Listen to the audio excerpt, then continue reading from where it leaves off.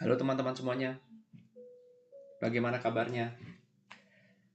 Kita bertemu kembali di kuliah spiritual dan ini menyambung pembicaraan kita yang kemarin. Kita berbicara tentang pure spiritual, bukan pengembangan diri, ya, tapi kita berbicara tentang pure spiritual, benar-benar pure, nggak ada motivasi, nggak ada goal setting, ya, benar-benar pure spiritual, ya. Dan seperti yang sudah teman-teman ketahui bahwa kadang-kadang kita hidup harus balance, kadang-kadang kita pun juga perlu pengetahuan seperti ini, ya. Sometimes kita harus balance antara spiritual, pengembangan diri, motivasi. Tidak ada yang jelek, semuanya itu baik adanya, tergantung Anda butuh yang mana. Good, ya. Oke, kita lanjutkan sekarang. Bicara tentang spiritual, ya, kalau kita ngomong spiritual itu pasti kita akan uh, berbicara tentang who am I. Sebenarnya siapa sih saya ini? Siapa sebenarnya saya ini? Nah, ini adalah satu pertanyaan yang sangat-sangat sakral kalau Anda belajar spiritual dari guru manapun. Ya pasti topiknya sebenarnya tuh ini ada topik yang paling mendasar. Siapa saya ini sebenarnya? Nanti dari sini kita akan Kita akan eh, masuk lebih dalam lagi dengan bertanya, lalu ngapain saya mesti hidup di dunia ini? Apa yang saya lakukan di dunia ini? Saya mau apa di dunia ini? Nah, tapi itu nanti yang terpenting adalah sekarang who am I? Siapa sebenarnya saya ini? Ya. Nah, untuk menjawab ini memang perlu perenungan yang cukup dalam, tidak bisa cuma sekedar berdebat kusir, berteori ria. Kita perlu perenungan yang cukup dalam, ya. Dan setiap orang akan punya jawaban yang berbeda-beda tergantung dengan perenungannya dia, tergantung dengan level spiritualnya dia ada di mana. Ya, jadi sekali lagi, kalau ada perbedaan dalam menjawab ini, nggak ada masalah karena setiap orang itu ada perjalanannya masing-masing. Nah, itulah yang kita sebut dengan spiritual. Tidak ada persaingan sebenarnya. Berbeda dengan dunia nyata, kalau misalkan dalam dunia nyata kita bersaing, adu sukses misalkan, adu cepet-cepetan kaya, banyak-banyakan duit di rekening. Kalau dalam belajar spiritual itu, kita itu disebut dengan journey. Journey itu artinya perjalanan. Dan namanya perjalanan itu tidak bisa di-compare. Setiap orang tuh punya perjalanannya masing-masing. Ya, karena itu sebenarnya saya agak kurang setuju kalau ada acara berdebat spiritual. Itu nggak bisa diperdebatkan. Bagaimana bisa diperdebatkan? Setiap orang aja pasti berbeda. Setiap orang aja pasti unik. Dan setiap orang tentu juga punya perjalanannya masing-masing. Karena itu sebenarnya dalam spiritual itu yang diajarkan adalah respect other people journey. Hormati perjalanan orang lain. Nggak perlu melakukan judgement, nggak perlu melakukan diri ini lebih tinggi atau lebih rendah. Sebenarnya dalam spiritual itu juga tidak perlu ada yang namanya strata sosial. Ya, termasuk juga guru dan murid. Menurut saya loh ya.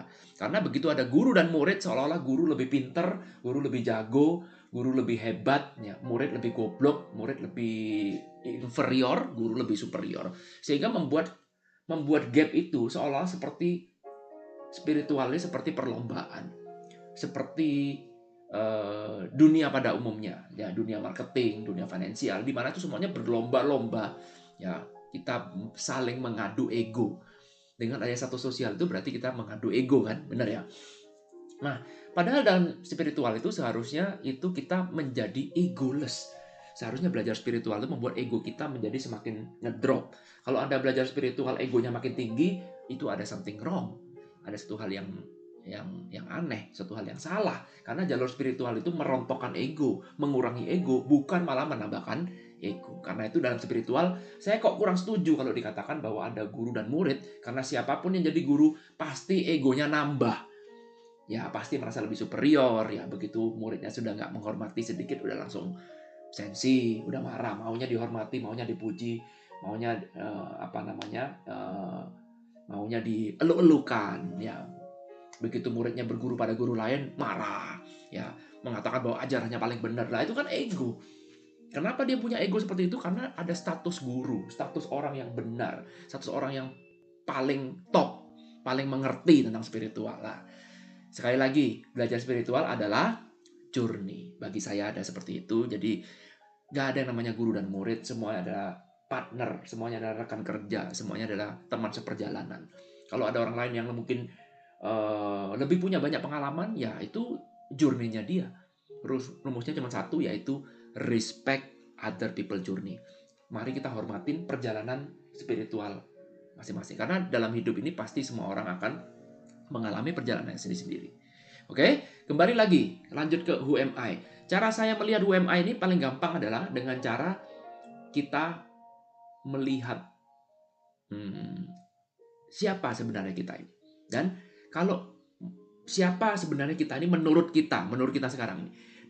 Dan kalau ternyata seluruh dunia segala macamnya itu dihilangkan, ya, apa yang kita kira itu saya, apa yang saya kira itu saya, ya, dan kemudian itu saya hilangkan, maka yang tersisa itulah sebenarnya adalah who am I. Contoh sebenarnya, saya adalah Irwan. Oh, berarti nama, betul? Ya, jadi kalau tanya, kamu siapa? Oh, saya adalah Irwan, misalkan. Ya. Lalu kemudian tanya lagi, kamu siapa? Oh, saya suaminya si A, misalkan.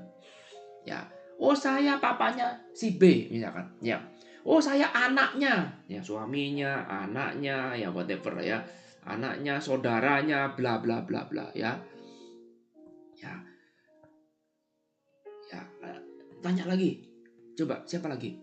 Oh, saya nih ahli di bidang finansial. Ahli di bidang finansial. Wah, jago nih saya nih. Ya, kemudian apa lagi? Oh, saya ini, ya, misalkan, oh, saya ini guru, misalkan. Guru spiritual lah, baru diomong tadi guru spiritual. Sejak kapan ini? Ya, ngaku-ngaku aja. Saya guru spiritual. Oke, apa lagi? Motivator. Oh, ini profesi, ya. Ini namanya profesi. Siapa lagi? Saya ini yang ngarang buku A. Saya main film B. Apalagi? Saya yang punya channel YouTube kuliah spiritual. Apa? Irwan Hero, Practical Ho'oponopono. Ya. Jadi yang ngarang buku A, yang main film B, yang punya channel Facebook, Practical Ho'oponopono, channel YouTube. Ya. Apa lagi? Oh, saya nih teman baiknya si B, si C, sama juga di sini ya, itu ya teman baiknya si B, si C, si D. Ya, siapa lagi? Tanya lagi, who am I? Siapa kamu? Oh, saya nama suaminya si A sama si B. Oh, saya ini calon presiden, misalkan. Oh, ya, saya kenalannya jenderal, misalkan. Oh, misalkan, ya, calon presiden. Apa aja sebutkan. Saya adalah, saya yang megang gelar Guinness Book of Record sebagai orang yang ahli segalanya, misalkan. Ahlinya ahli, macam-macam. Ya, saya punya gelar ini, gelar itu, saya punya kekuasaan dan segala macam. Nah, kita lihat ini adalah beberapa contoh pernyataan atau pemikiran ketika ada orang bertanya pada saya, kamu tuh siapa? Who are you? Orang tanya kan, who are you? Kamu tuh siapa? Maka jawaban yang paling umum adalah ini kan. Ya, apakah jawaban saya ini benar-benar sudah menyentuh ujungnya?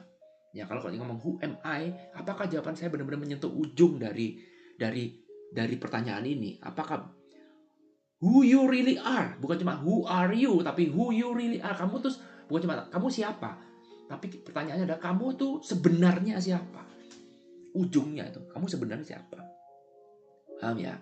Jadi kita mau mencari yang pure, yang ujung. Nah, apakah pertanyaan saya ini suatu hal yang ujung? Kelihatannya iya, tapi sebenarnya kalau mau kita gali, mau kita renungkan, ternyata ini belum ujung. Kenapa? Karena kalau segala sesuatu dihilangkan, ya, segala satunya hilang, maka apakah ini yang tersisa? Jawabannya adalah enggak. Ya, ingeti sekali lagi. Kalau di seluruh dunia ini saya hilangkan, ya, semuanya saya hilangkan, yang tersisa apa? Nah, itulah who am I sebenarnya. Ya, saya ulang lagi supaya gampang dicerna. Kalau segala sesuatu di dunia ini bisa dihilangkan, ya, pasti ada yang tersisa. Nah, yang tersisa itu apa? Yang tersisa itulah yang sebenarnya who am I. Ya, jadi kesimpulannya, kalau masih bisa dihilangkan, berarti itu belum who am I. Betul? Sampai sini dulu, dicatat dulu. Ya, sampai sini dulu pemikirannya, dicerna pelan-pelan aja. Ya, saya ulang lagi. Who am I? Kalau kita kepengen tahu who am I, kalau saya kepengen tahu siapa sebenarnya saya, maka sebenarnya gampang. Rumusnya adalah kalau segala sesuatu itu dihilangkan, maka yang tersisa, yang tidak bisa dihilangkan, itulah sebenarnya saya. Jadi kalau masih bisa dihilangkan, berarti itu bukan saya. Ya, oke, mari kita lihat sekarang. Misalkan kita ngomong nama, ya di sini juga ada. Saya memiliki tubuh yang sehat misalnya. Di sini ya, saya atlet A, atlet B. Paling gampang ada kita ngomong nama di sini. Nama dulu, ya. Nah, sekarang Pak, nama kan yang paling absolut, ya. Coba sekarang saya lihat, kalau nama ini diganti atau dihilangkan bisa nggak? Jawabannya bisa. Ya, contoh misalkan ketika Anda pergi merantau, ya, nama orang nggak ada yang kenal nama saya Irwan. Ya, di sini misalkan nama saya jadi John misalkan, oke? Dan ketika saya pertama kali datang ke New York, tidak ada satupun orang yang kenal nama saya kalau saya nggak nunjukin ID, ya kan? Ya, ketika orang tanya kenalan kamu, namamu siapa? Misalkan saya bilang nama saya John. Ya, terus kemudian mendadak Irwan ini jadi hilang, betul nggak? Nggak ada orang di New York ini mengenal nama saya Irwan, nggak ada. Kenapa? Karena sulit diucapkan. Ya, Irwan itu sulit. Apa namanya? Wah, susah. Tapi kalau namanya John ini familiar. Oke, namanya siapa? John, misal. Contoh nih cuma. Maka orang lebih familiar. Oke, sehingga orang dengan muka seperti saya ini disebut dengan John. Ya, John. Oh, John. Ketika tanya, kamu kenal Irwan? Nggak kenal. Nah itu, kamu ngomong-ngomong, oh itu John, itu bukan Irwan. Perhatikan, ya. Dari sini Anda bisa berkesimpulan bahwa yang namanya nama itu cuma kesepakatan. Ya, sebenarnya apakah nama itu adalah suatu hal yang absolut? Enggak, nama bisa diganti. Nama itu masih bisa diganti. Sehingga nama sebenarnya orang tua saya ngasih nama saya Irwan ini cuma kesepakatan. Kebetulan saya menerima itu, dipaksa menerima lebih tepatnya karena pada saat kecil pikiran saya belum jalan, ya belum sempurna. Sehingga ketika orang manggil bilang nama kamu Irwan, oh ya saya setuju aja. Padahal ini kan cuma persetujuan. Sekali lagi ini tidak absolut. Jadi kalau ketika saya menyetujui bahwa nama saya Irwan, itu cuma persetujuan aja. Nah, ini tidak absolut, ini tidak real. Apakah saya adalah Irwan? Iya, namanya aja. Itu saya persetujui. Sehingga kalau sekarang saya menyangka bahwa saya adalah Irwan, itu salah besar. Kenapa? Karena ini nggak absolut. Paham? Ya. Jadi Irwan ini sebenarnya cuma ya nama panggilan aja, nggak ada bedanya dengan nama-nama yang lain karena ini cuma persetujuan. Bisa dipahami? Ya, jadi yang namanya nama ini kalau wah inilah diri saya sebenarnya. Ya enggak juga, salah juga. Karena nama ini bisa saya ganti kapanpun saya mau. Tergantung saya percaya apa enggak. Paham? Ya, bisa paham. Jadi sehingga kalau ada orang bilang saya mendewa-dewakan supaya mengharumkan nama saya. Oh iya, namanya aja yang harum. Apakah dirimu ikut harum? Ya, kalau kita melekatkan diri pada nama ya agak aneh juga karena nama ini tidak absolut, nama ini tidak real. Nama ini is not real me. Ya, saya ya diri sejati. Ya, diri sejati berarti kalau saya ngomong diri saya sejati berarti tidak sama dengan nama. Apakah diri sejati punya nama? Kalau diri sejati punya nama berarti jadi sempit, benar juga. Karena kalau begitu diri sejati punya nama, namanya adalah Irwan, begitu diganti, mati dong dirinya. Karena berganti. Renungkan itu, ya. Oke, berarti saya tidak sama dengan nama. Yang kedua juga sama. Saya suaminya A, saya anaknya B, saya papanya C, D, E, F, G. Sama juga. Ini juga sama. Kelihatannya seperti real, ini kelihatannya saja real. Tapi begitu Anda pindah, pergi ke tempat lain, ya, di mana Anda nggak usah cerita suaminya, anaknya siapa, mendadak hilang semua. Mendadak hilang semua. Artinya bisa dihilangkan. Orang di sini ketika Anda pergi ke merantau di tempat yang baru, di mana orang tidak ada yang pernah kenal Anda sama sekali, maka ini mendadak semuanya hilang kalau Anda nggak cerita, betul? Hilang. Hilang aja. Jadi kan kesimpulannya, apakah diri ikut hilang? Enggak. Orang di sini nggak ada yang tahu. Saya suaminya siapa, saya punya anak apa enggak, saya saudaranya siapa, masa lalu saya bagaimana, nggak ada yang tahu karena memang benar-benar baru. Bahkan banyak orang yang menyangka saya masih single, dikira saya masih umur late 20. Waduh, ya artinya kan Artinya kan status, ini kan namanya status. Status ini juga sama. Ini kapanpun kalau Anda hilangkan dengan mudah, terus apakah terus kemudian diri Anda ikut hilang? Ya enggak. Kalau statusnya hilang, ganti status baru. Betul? Saya dulu temannya si A. Nah sekarang saya sama si A musuhan. Ya jadi sekarang saya bukan temannya si A, sekarang saya temannya si B. Lah, apakah diri saya mati? Ya enggak. Jadi dari sini juga bisa kita lihat bahwa diri tidak sama dengan status. Tapi ada orang yang menyembah-nyembah status. Oh, saya ini pemegang gelar Pak, saya nih. Ini juga tidak sama dengan status. Tapi kita menyamakan diri dengan status. Aneh kan? Sama juga, diri tidak sama dengan nama. Tapi kita nih menyamakan diri dengan nama. Begitu ada orang menghina nama kita, kok kita marah ya? Begitu orang mempertanyakan status kita, kok kita marah ya? Padahal ini bukan diri kita sejati. Ya, sama juga dengan saya ahli finansial, saya guru spiritual, status juga saya ngarang buku A, buku B, buku C. Status juga saya calon presiden, saya punya tubuh yang sehat, sama juga dengan tubuh. Ya, berarti diri ini juga tidak sama dengan tubuh. Betul? Lupa kan? Nggak bisa ganti tubuh loh. Bisa sekarang ada transplant. Transplant bisa pakai tubuh palsu, bisa pakai tubuhnya orang. Tapi apakah diri sama dengan tubuh? Enggak. Ya, enggak. Ya. Nah, dari sini kemudian kita bisa melihat banyak nih kalau kita mau pecah, tapi saya simpelkan aja seperti ini. Anda bisa kembangkan sendiri. Ya. Dari sini kita mencari siapa sebenarnya kita tuh.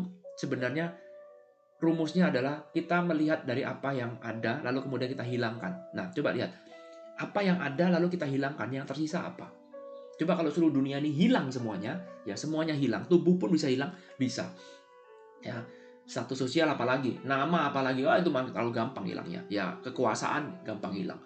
Mobil kita, rumah kita, kekayaan kita, apapun semuanya bisa hilang. Yang tersisa apa?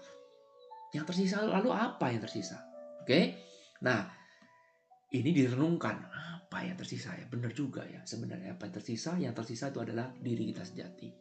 Ya, lalu kemudian pembelajaran saya, perjalanan saya lebih tepatnya itu belajar pada banyak guru, dan kemudian dikenallah konsep yang mengatakan bahwa segala sesuatu yang bisa kamu lihat, yang bisa kamu rasa, berarti itu bukan kamu. Segala sesuatu yang bisa kamu lihat, bisa kamu rasa, berarti itu bukan kamu. Ya, contoh sekarang, saya melihat tangan saya, ini selalu saya buat seperti ini. Oke. Tahu nggak kalau punya tangan? Tahu. Lah kok tahu? Saya bisa ngelihat tuh tangan saya bisa gerakin tangan saya. Lah siapa yang melihat tangan? Yang melihat tangan adalah mata. Berarti mata bukan tangan, betul? Karena mata bisa lihat. Kalau mata itu adalah tangan, maka dia nggak akan bisa lihat tangan, karena mata nggak bisa lihat mata. Jadi kalau mata bisa lihat tangan, berarti mata tidak sama dengan tangan. Mata adalah pengamat dari tangan. Ya, mata tidak bisa lihat mata. Ya, kalau dia mentok. Nah, kemudian kita rasakan lagi. Apakah Anda punya mata? Punya. Lah kok tahu kalau Anda punya mata? Oh ya benar, mata ini bisa kita rasakan karena kita ada yang namanya brain, ada yang namanya otak. Jadi mata ini nyetor informasi ke brain. Ya, nyetor informasi ke brain, jadi mata adalah indera untuk menangkap dunia luar. Ya, kita melihat objek di luar masuk melalui mata. Apakah mata adalah yang paling real? Enggak juga, karena kita mengetahui, kita menyadari bahwa mata itu ada. Maka kemudian kita kok tahu punya mata? Karena ada otak. Ya, ada otak kita yang mencerna data dari mata. Oke, berarti kesimpulannya otak bukan mata. Betul, berarti mata belum real, masih bisa kita gali lagi. Otak ini berarti bukan mata. Berarti otak apalagi tangan, nggak mungkin. Ya. Lalu kemudian kita geser lagi. Apakah otak ada paling ujung? Oke, mari kita cerna lagi. Kok tahu kalau kamu punya otak? Punya otak nggak? Punya. Kok tahu kalau punya otak? Iya, saya tahu. Kenapa? Karena saya sadar. Sadar itu berarti conscious. Ya, namanya sadar, conscious. Sehingga yang menyadari itu namanya consciousness. Ya, jadi yang mengajari itu, yang menyadari ada namanya consciousness. Kok tahu kalau kamu punya otak? Karena saya sadar.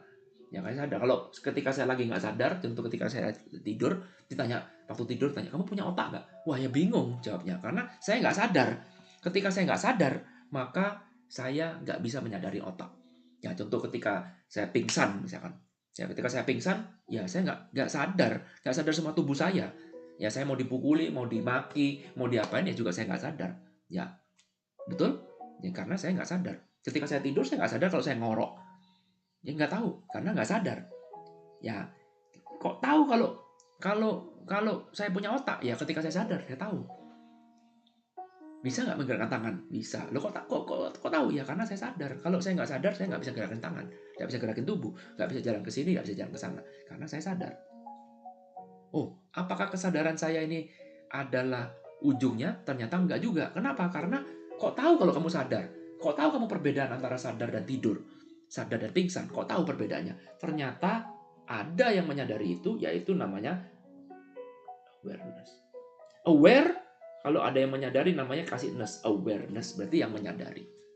Ya, jadi kok tahu kalau Anda sadar apa nggak sadar? Itu taunya dari mana? Dari awareness-nya ini. Ini susah ya bahasa Indonesianya karena sama-sama kesadaran.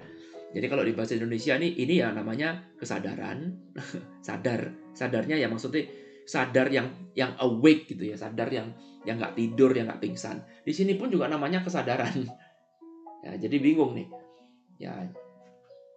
Oke. Nah, seperti ini. Jadi ketika kita sudah sampai di sini, ini sementara ini ya, ujungnya adalah awareness ini. Ujungnya ada di sini. Ya, ujungnya ada di sini. Kita nggak bisa lagi mentok ke sini. Jadi sehingga sementara sementara kita hanya sampai di sini ujungnya, sehingga awareness ini sebenarnya adalah ujung, dia hanyalah sebagai subjeknya. Ini adalah objeknya. Jadi subjek, segala macam subjek itu adalah awareness ini. Ya. Nah, ini adalah bagian dari dalam diri kita semua. Nah, inilah who am I itu ada di sini, di awareness-nya ini. Bisa dipahami? Jadi who am I ini adanya di mana? Di awareness-nya ini, di paling ujungnya, sehingga dia adalah fungsinya sebagai pengamat, mengamati. Good? Ya. Oke, ya inilah diri sejati. Jadi kalau tanya diri sejati itu apa? Ada di dalam subjek ini. Nah, ketika kita ngomong diri sejati ada dalam subjek ini, di dalam awareness ini, bisa nggak ego menempel di situ? Nggak bisa. Bisa nggak status sosial menempel di situ? Nggak bisa. Bisa nggak tubuh menempel di situ? Nggak bisa. Kenapa? Karena ini paling ujung. Ini paling ujung, kesadaran kita paling ujung. Jadi kalau cuma tubuh itu levelnya masih ada di sini ya. Tubuh itu levelnya masih ada di sini. Status sosial kita levelnya cuma masih ada di sini. Jadi kalau kita menganggap bahwa diri kita sejati itu adalah yang di level yang nomor 1 ini, ya berarti ini terlalu jauh. Kita masih eksplornya kurang dalam. Begitu kita dieksplor paling dalam, maka sampailah kita kepada yang di sini. Nah, kepada yang di sini ini barulah kita menemukan who we really are. Oke? Itu aja bisa saya sampaikan, sedikit review mengulang tentang UMI. Pernah ada video saya tentang UMI juga. Mungkin nanti saya taruh linknya di kolom deskripsi. Ya, ini hanya sekedar mengulang supaya teman-teman bisa refresh ya, bahwa diri sejati itu ada di sini. Bukan pada tubuh, bukan pada nama, bukan pada status sosial, bukan pada kewibawaan kita, bukan pada ilmu pengetahuan kita, bukan pada apa yang kita punya, tapi ya real kita ada di sini. Seringkali orang tidak tersadarkan ini karena seringkali orang merasa bahwa diri saya ada ini. Ya, oke? Nah, sekarang diri sejati itu ada di mana? Kalau kita sambung lagi dengan kemarin, ya dunia dalam dan dunia luar, lalu kemudian diri sejati itu ada di mana sebenarnya? Yes, Anda benar sekali. Diri sejati itu ada di dunia dalam, bukan di dunia luar. Makin menarik kan? Nanti kita sambung lagi pembicaraan kita. Oke? Thank you sudah menonton video ini. Silakan gabung-gabungkan puzzle-nya. Dicatat, ya dicatat, jangan takut benar dan salah. Kalau ada pertanyaan, Anda boleh bertanya di kolom komentar. Sharing-sharing Anda tetap saya tunggu. Jangan lupa, boleh juga di-like video ini kalau memang bagus. Dan di-share ke siapapun. Ya, karena ilmu seperti ini, mungkin di luaran sana, mungkin Anda harus ikut seminar yang mahal. Ya, mungkin juga harus bertemu guru yang sulit ditemui. Di channel ini Anda bisa belajar semuanya dengan gratis. Oke? Thank you. I love you all. Sampai ketemu di kuliah spiritual berikutnya. Thank you. Bye.